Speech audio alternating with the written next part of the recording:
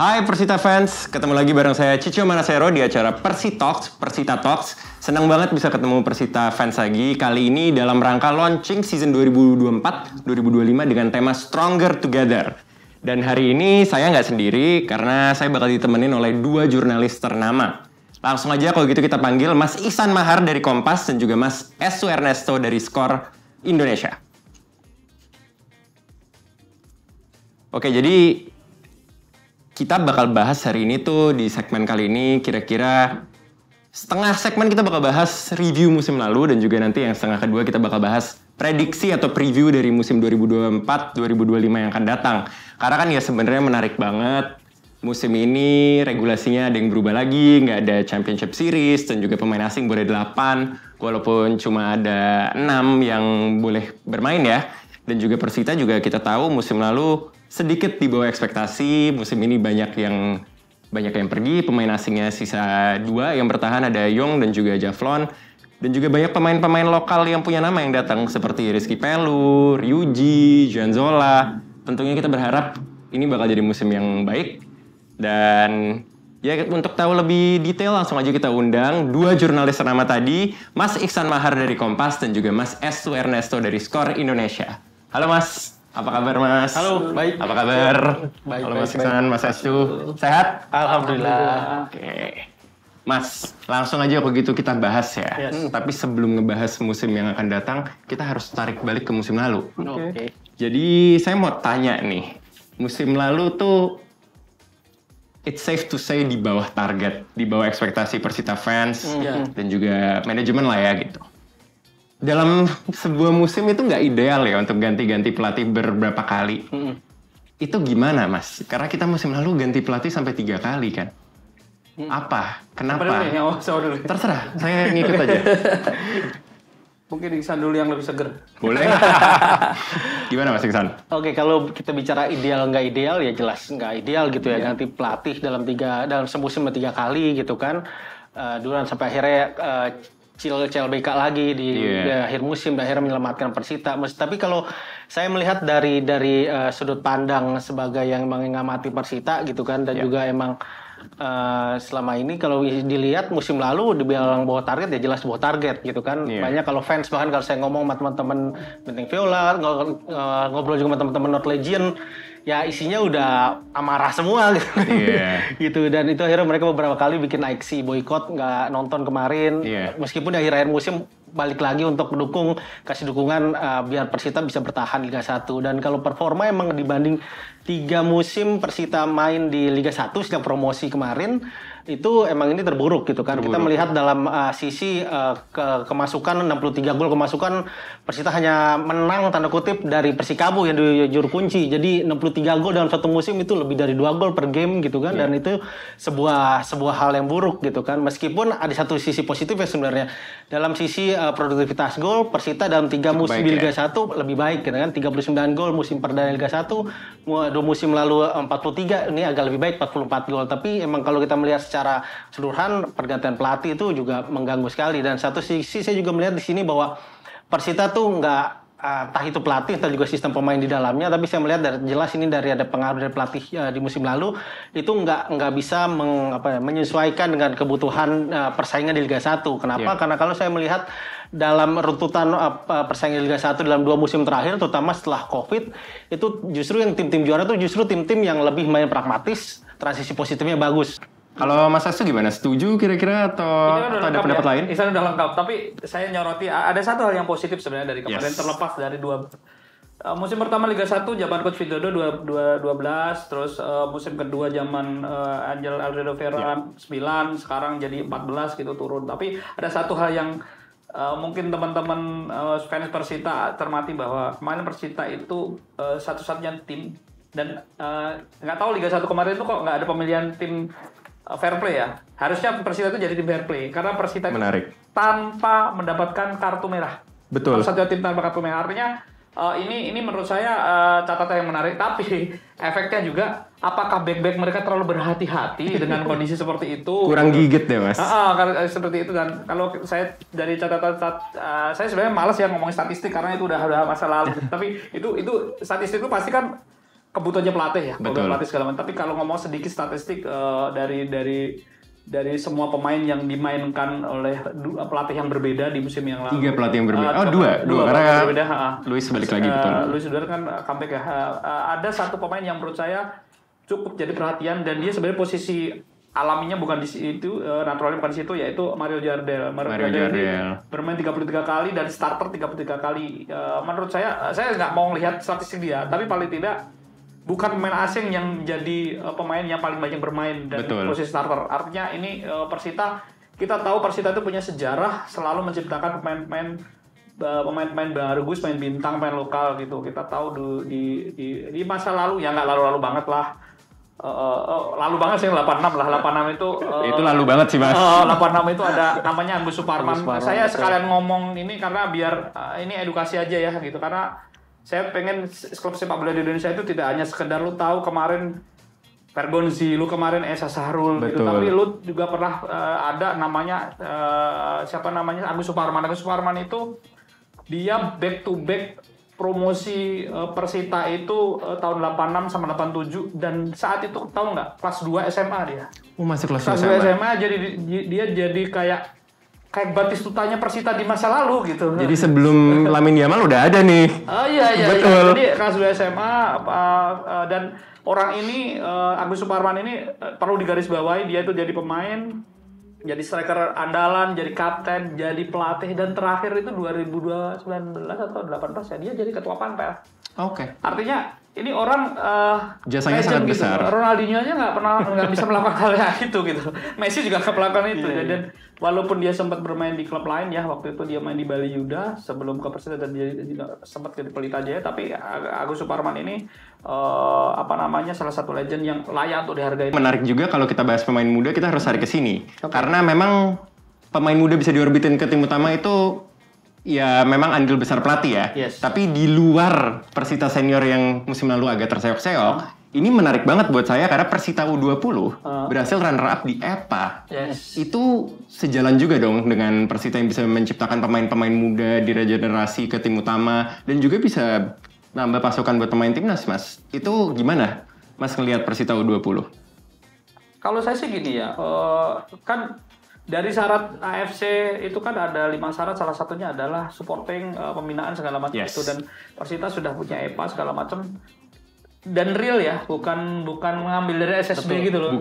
Bukan dari SSB dikumpulin gitu-gitu tiba-tiba kayak bikin proyek Jonggrang gitu. Persita punya tim itu dan sepanjang tim seniornya berhenti, EPA-nya berlatih. Ya. Karena beberapa pemain yang saya kenal gitu, ada pemain yang masih dimain di Liga Singapura segala macam, pulang ke sini latihan.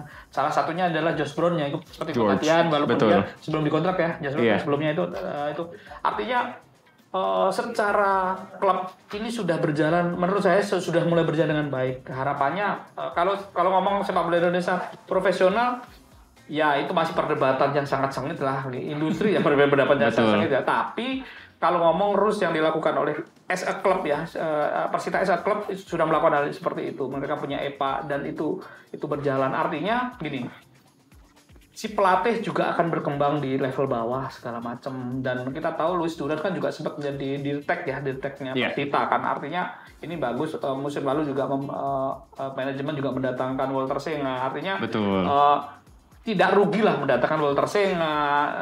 Ada yang dari ke depan mungkin ya sekalian aja, ini saya di rumahnya Persita, saya kritik gitu Persita gitu.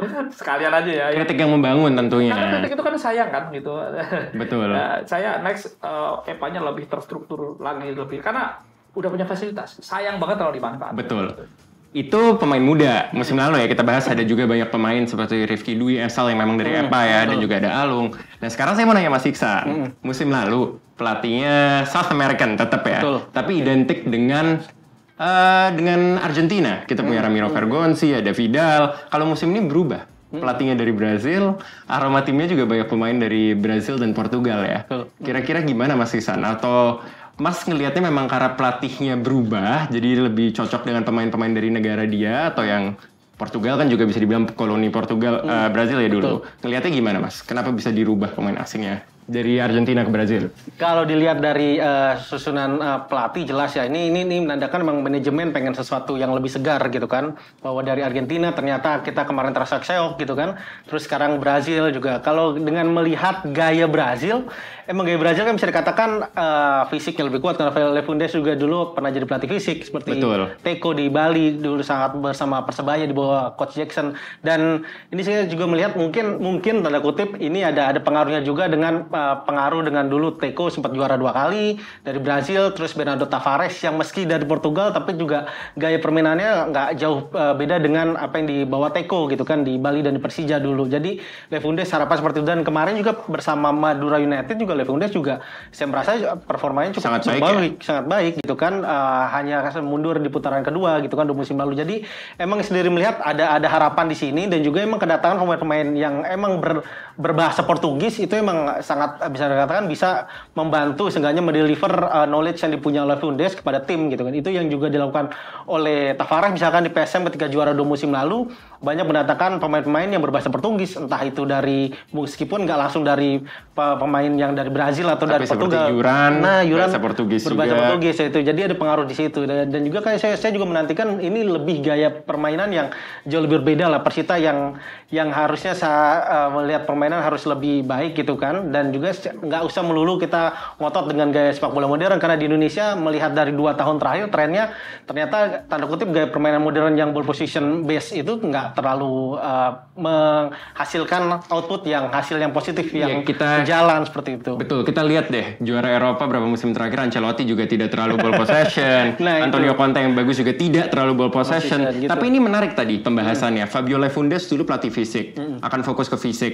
Kalau kita pikir kan Brazil itu identik dengan Joga Bonito gitu. Tapi sebenarnya kalau kita lihat berapa tahun terakhir, mungkin 10 tahun ke belakang, pelatih Brazil dan tim nasional Brazil juga udah nggak Joga Bonito ya, udah seperti klub Eropa juga cara mainnya, seperti negara-negara Eropa lainnya. Iya, itu dilihat juga dari kita melihat juga dengan sumber daya pemain yang ada di Brazil sekarang gitu kan. Kalau dikatakan bahwa Ronaldinho sebelum Copa America kemarin dia juga bilang udah nggak mau nonton lagi karena emang kekuatannya seperti sekarang, nggak seperti 10 atau 20 tahun yang lalu Brazil seperti itu. Dan itu juga dilihat dan semoga aja pemain-pemain seperti Igor di kiper, terus ada Sandro, terus juga ada Marcelo di pemain depan yang dikontrak Persija yang dari Brazil, itu saya harap juga dia bisa mendatangkan sesuatu yang memang missing yang Persita kemarin. Kita missing kiper yang nggak terlalu bagus, buat ganti kiper bahkan dalam 2 musim terakhir juga sejak Coach Widodo bahkan berkali-kali ganti kiper Persita gitu kan, di tengah musim membeli kiper baru, mendatangkan dan coba kiper, dan juga semoga Igor ini bisa menjadi solusi dari masalah itu. Begitu juga penyerang di lini depan,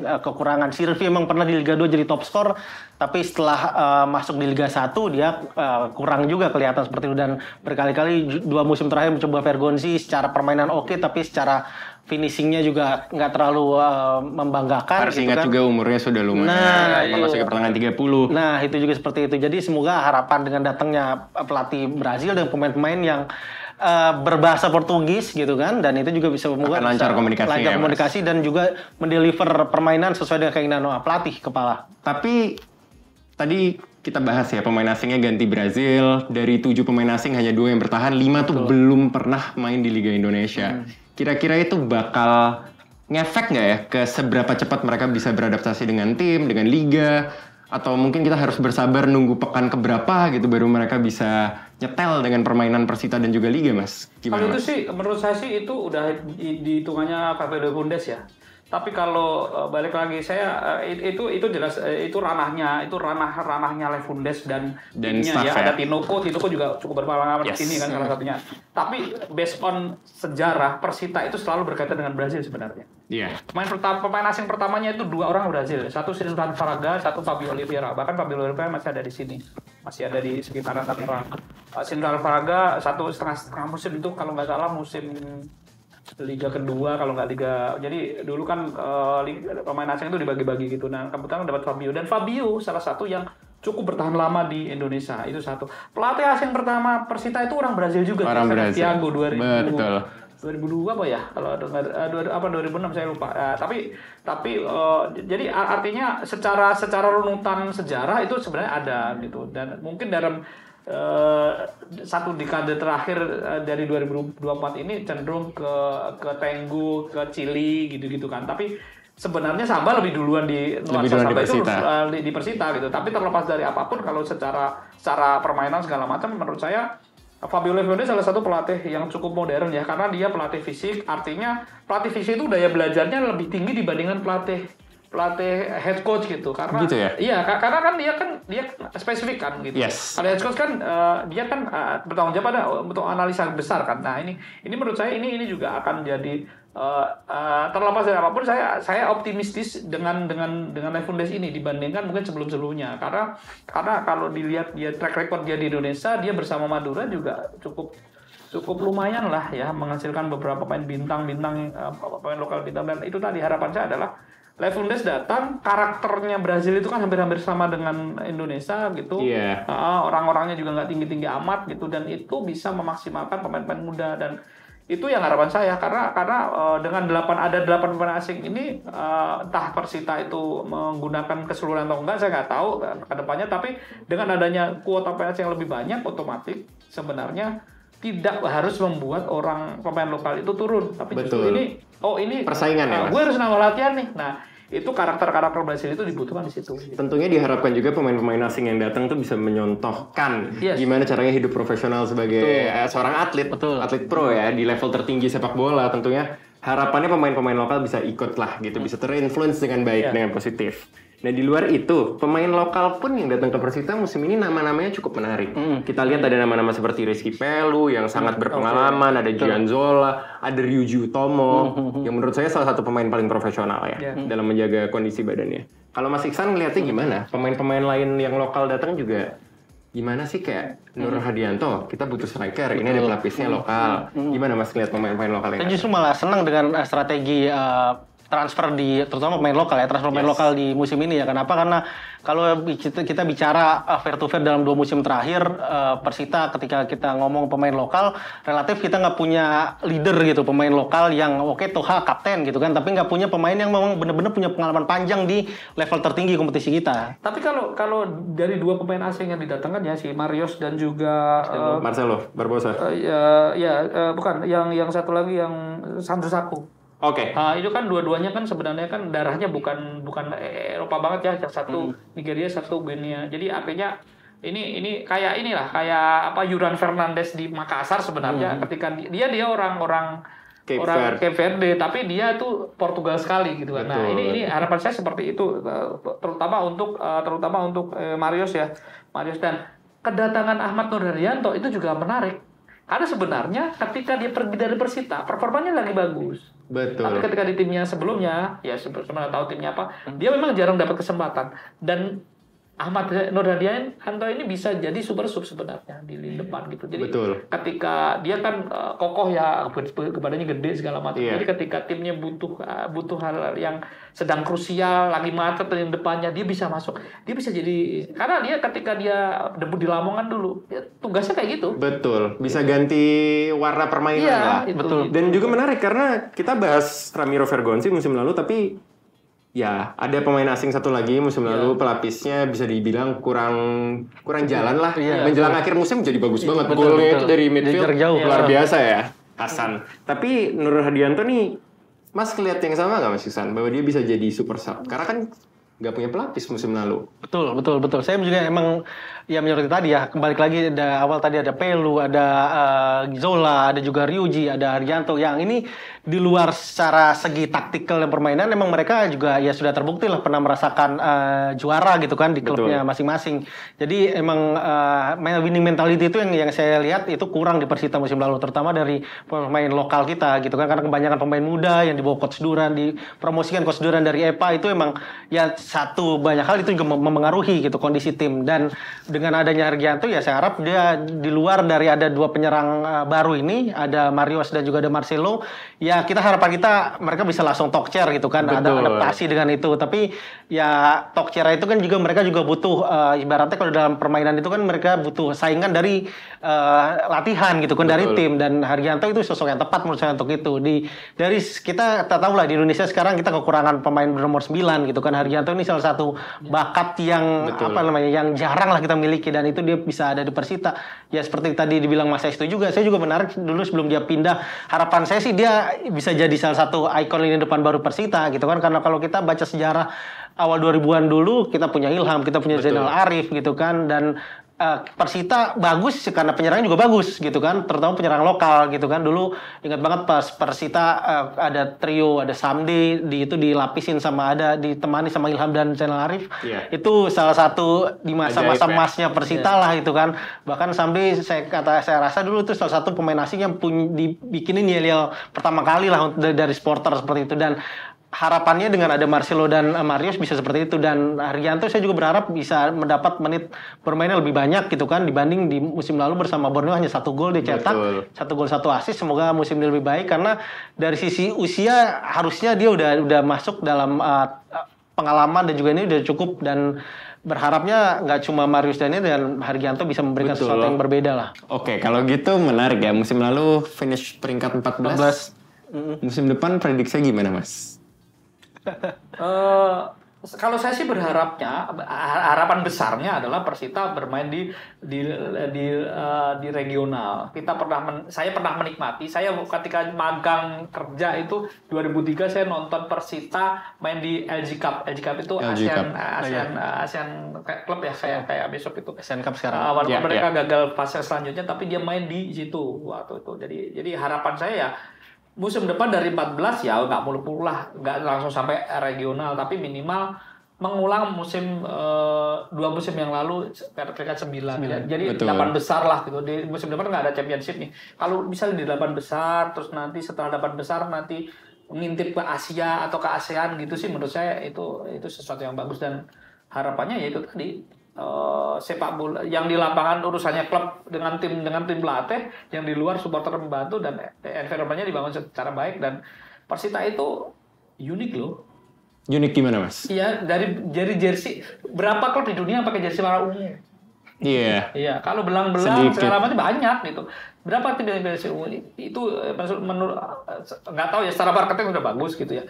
Terus wilayah Tangerang aja, nggak usah ngomong yang lain dulu, udah sangat luas gitu. Mereka punya stadion sendiri, mereka punya training ground sendiri, bahkan sports kompleks sendiri malah. Sport kompleks, makanya mereka punya tim basket sendiri gitu. Artinya ini secara community sportnya udah bagus gitu loh. Nah, ayo ya kita tingkatkan gitu. Yang belum punya mungkin prestasi kan juara gitu. Dan saya pasti akan menunjukkan itu. 2002 sanggup ke final tapi kalah dari Petro.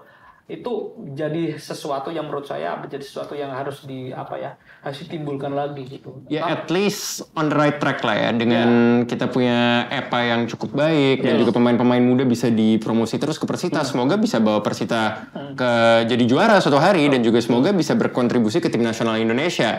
Nah, kalau kita bahas gitu, saya mau tanya, kira-kira musim depan yang bakal jadi pemain kunci, baik dari awal musim ataupun mungkin ya setelah setengah musim terakhir atau apa, karena mungkin pemain baru perlu nyetel dulu apa segala macam, itu kira-kira siapa, Mas? Atau pemain baru atau pemain lama mungkin yang bisa jadi kunci? Saya justru menyoroti berharap ada tuah yang bagus dari Rizky Pelu gitu kan. Terlepas dari dia di musim lalu kurang dapat menit bermain yang cukup di Bali, tapi dengan pengalaman dia main di PSM saat itu dan bisa punya banyak peran di tengah gitu, bisa box to box, bahkan bisa Mezala juga, dia bisa jadi meski sedikit ya tadi itu kekuatan mentalnya juga, dia bisa menjadi petarung juga di lini tengah.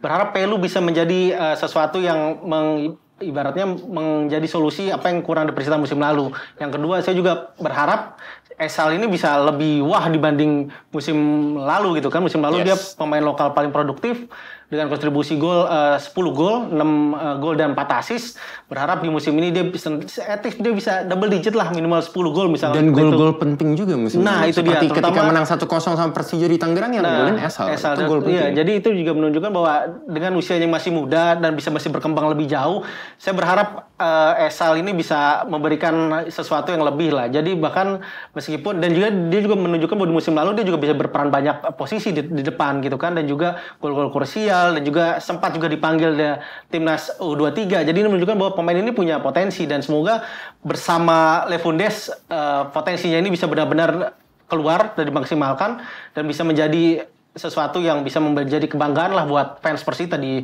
musim ini nanti. Oke, baik. Kalau Mas Asu, Kira-kira siapa? Saya ada 3 harapan ya. 1 asing, 2 pemain lokal. 1 asing, 2 lokal. Baik. Lokalnya itu Karisma Fatoni. Saya berharap Karisma Fatoni jadi pelatih pelapis. Tidak aja pelapis ya, dia juga jadi pilihan penting lini belakang. Dia bisa belajar dari Javlon, dia bisa belajar dari Sandro Saku mungkin, karena dia posisinya kan hampir sama dengan itu. Terus ada Bae Shin Yong. Bae Shin Yong harapannya adalah musim lalu dia banyak tercedera dan dia menuju pemain yang disayangi oleh fans Persita. Oh sudah sih, sudah jadi player of the season kita. Makanya harapan saya adalah dia bisa bekerja dengan Rizky Pelu tadi di pemotong serangan dan dia menunjukkan bahwa dia pemain yang layak untuk dikagumi. Dan satu lagi yang tidak kita sebut dari tadi, Fares Sassuddin. Fares Sassuddin, menarik. Bermain 1000 menit lebih di musim lalu, dia itu dari 2 musim yang lalu potensinya kelihatan, usianya 23 tahun. Saya berharap dia mengikuti, kalau Esal sama si Rifki kan levelnya masih bisa di kalau U23 ya waktu bisa, musim ya. lalu. Tapi Faris ini kan udah nggak bisa 23. Saya berharapnya di Piala AFF nanti, di Asian Championship di akhir tahun nanti kan rata-rata pemain liga ya. Nah itu saya berharap Faris ini salah satu yang masuk nominasi dulu ya. Amin. Gitu. Jadi ini pemain Indonesia banget nih, unik. Winger tengah tapi bisa jadi winger, bisa jadi yang nggak pernah punya nggak punya pusar gitu, nggak pernah punya capek gitu loh ini. Dan saya tahu pelatih walaupun kita ganti-ganti hampir semua sayang banget sama Fares Sassuddin. Mentalnya juga kuat loh Mas, karena musim lalu ya kita nggak usah pura-pura lupa ya, tapi dia juga lumayan keras dikritik ketika performa timku lagi jelek. Tapi dia berhasil bangkit dan jadi salah satu pemain penting yang menyelamatin Persita dari degradasi musim lalu. Benar. Saya berharap dia musim lalu dia 14 kali startup, 31 kali main, 1493 menurut catatan statistiknya dia menit bermainnya. Semoga menit bermainnya bertambah, tapi juga status starternya juga bertambah gitu. Ini pemain ini unik sih menurut saya. Gitu. Oke, menarik. Ini saya rasa bahasan yang cukup menarik dan banyak informasi ya, banyak opini yang berbeda, tapi menarik. Terima kasih banget Mas Estu, Mas Iksan atas waktunya hari ini. Sama-sama Cio. Terima kasih banyak. Saya senang bisa berbincang dengan kalian berdua. Dan buat Persita fans, jangan kemana-mana. Kita akan kembali lagi di segmen 2 Persi Talks dengan bintang tamu yang lainnya.